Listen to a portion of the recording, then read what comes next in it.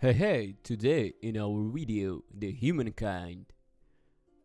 As I said before, today we're gonna be reviewing the humankind. So, the essence of the civilization begins in a familiar way.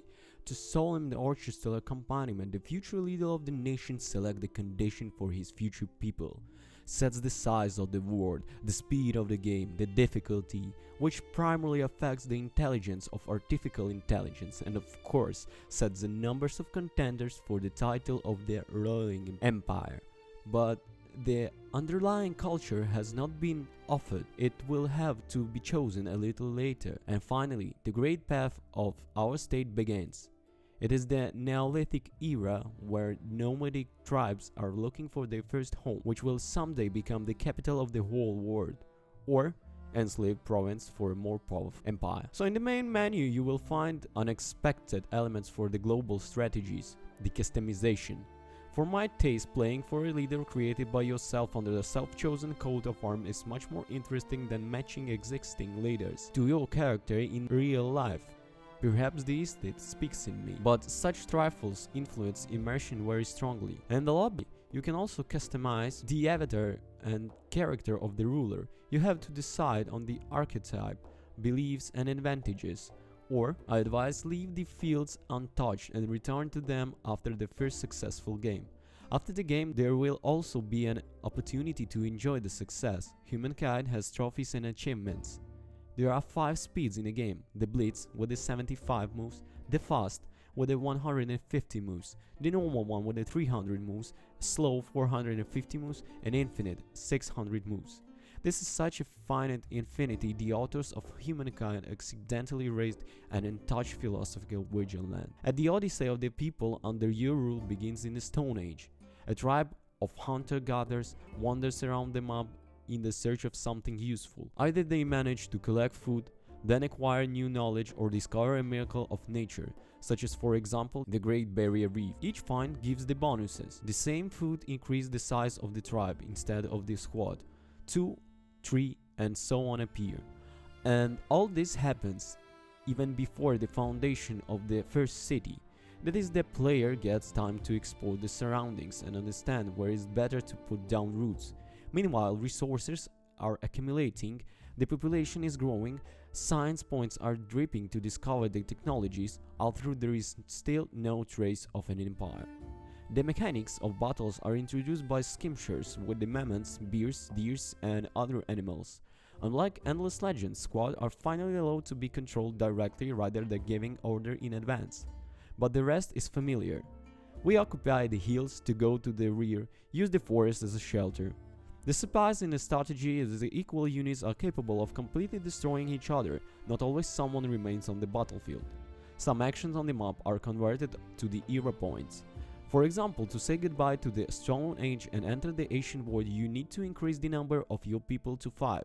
Explore 10 points of scientific interest or kill 3 animals. Everyone decides for himself which way is more convenient, and then the choice of the first culture takes place. This mechanic is important features of Humankind. At the beginning of each of the 6 eras, the game offers a dozen factions with unique bosses. Let's say Mycene use enhanced fortification and missteps, powerful melee soldiers. Egypt in a strong production, Babylon has enough 5 mathematicians, and Harappa gets a hard start in agriculture and therefore in population growth. If you haven't defined a site for yourself, it is better to rush the start of an era as soon as possible, because the culture occupied by a rival can no longer be appropriated. After the end of Antiquity, having collected enough era points, you open the Classic period, and so on until the Information era. Moreover, the choice of a new culture does no negative that benefits the previous one. You can start building an empire from the same Harappa, then switch to Rome or Greece, but the initial increase in food will not go anywhere. Just the others will be added to some advantages. On the other hand, no one bothers to abandon the chain of cultures and stay at the same stage of development. If its bonuses are enough for you, there are more than 10,000 such combinations available in the game. Humankind is all about the stability. Each era you have a difficult choice for which civilization to play.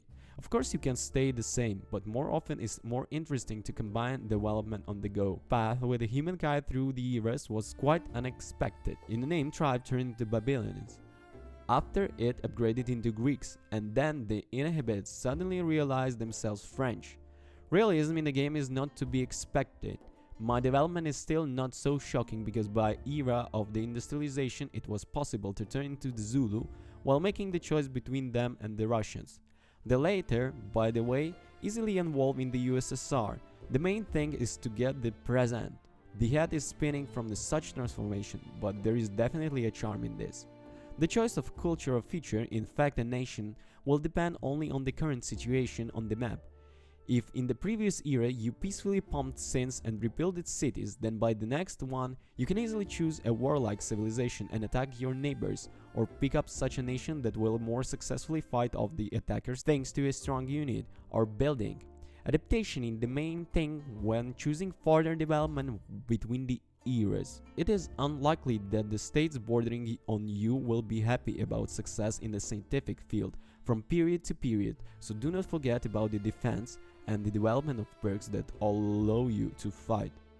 Civilization players are doomed to follow the beaten path. You hire a scout, another scout, process cell, and constantly unlock the same skills from the party to party. Each nation builds the same buildings, and the number of combinations playable in the online game is rapidly decreasing from the version to version. In Humankind, you'll never know which culture you will end up with. Even if you have a plan, your opponent will always be able to take away the desired nation by entertaining the era one turn earlier.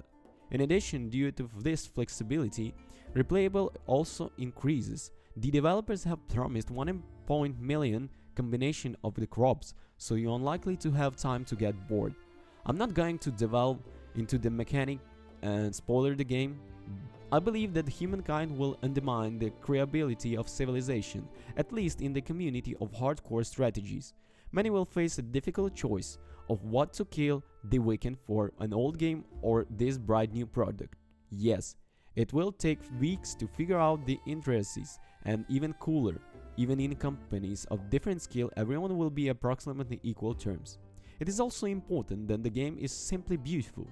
This is also flexible graphics, which is calculators will put on minimum salaries and only Boeing at minimum salaries at the music accompaniment which was recorded for Amplitude Studios by a real orchestra.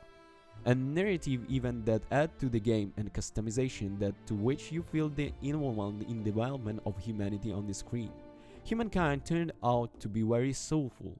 I don't know how cool it will be in the hands of professional strategists, and I'm not going to say about the current balance. For this you need to test the network games, but I feel that this regard, the standard civilization which has to be finished by the hand of the modders will also remain far behind.